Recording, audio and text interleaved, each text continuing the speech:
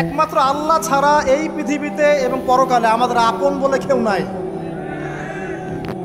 বাকি সবাই সবার স্বার্থের জন্য আছে। মানুষ মানুষের অবস্থানকেই মূল্যায়ন করে। আমরা মারা গেলে পরে 40 দিন তারা আমাদেরকে মনে রাখবে কিনা সন্দেহ আছে। বিশ্বাস করছেন না? এই যে আমাদের অনেক আত্মীয় স্বজন মারা গেছে না, বছরে একটা বারো কি কবরস্থানে কেউ গিয়েছে? হয়তো যায়, মৃত্যুবার্ষিকী ওই দিন যায়, তাই না? দেখেন আমরা কিন্তু আস্তে আস্তে ভুলে গিয়েছি, আমরা ব্যস্ত হয়ে গেছি। যে একইভাবে তারাও আমাদেরকে ভুলে যাবে। এই জন্যে আমি বারবার আপনাদেরকে মনে করে একটা কথা, আমার জীবন থেকে উপলব্ধি করি একটা কথা, যে একমাত্র আল্লাহ ছাড়া এই পৃথিবীতে এবং পরকালে আমাদের আপন বলে কেউ নাই। বাকি সবাই সবার স্বার্থের জন্য আছে। মানুষ মানুষের অবস্থানকেই মূল্যায়ন করে। মানুষ মানুষের অবস্থানকেই মূল্যায়ন করে। আল্লাহ রাব্বুল আলামিন আপনার ভিতরটাকে ভালোবাসেন। দেখেন আপনি যখন নামাজ পড়েন নাই, আল্লাহ পাক কিন্তু আপনাকে ধ্বংস করে দেন নাই। আল্লাহ পরম করুণাময় আপনাকে হেদায়েত দিয়ে নামাজি বানিয়ে দিয়েছেন।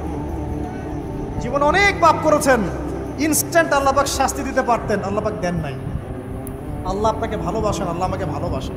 আল্লাহ পাকের এই ভালোবাসার ঋণটা শোধ করার জন্য হলেও নামাজি হয়ে যান, আল্লাহর পথে ফিরে আসেন, দিনের জন্য কিছু করেন, দিনের ফিকির করেন, পড়াশোনা করেন। প্রিয় ভাইরা, আল্লাহ পাক তৌফিক দান করুন। দেখুন, এই রিবা থেকে দূরে থাকার জন্য একটা হাদিস যথেষ্ট। এই 4 শ্রেণীর মানুষকে আল্লাহ রাসূল সাল্লাল্লাহু আলাইহি ওয়াসাল্লাম লাআনত করেছেন, অভিশাপ দিয়েছেন। ইনশাআল্লাহ আজকের লেকচার যাদের কানে যাবে, আমরা যদি না খেয়েও মরে যাই, আল্লাহ পাক না খেয়ে মারবেন না ইনশাআল্লাহ। রিজিক আছে, খাবো ইনশাআল্লাহ।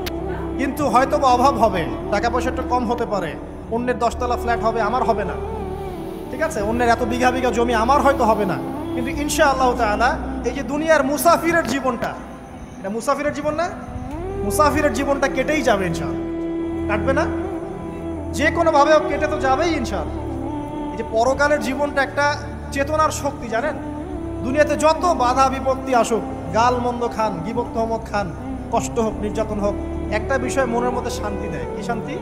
যে এই দুনিয়ার জীবনটা তো আর চিরস্থায়ী নয়, এটা তো আর সারা জীবন থাকবে না।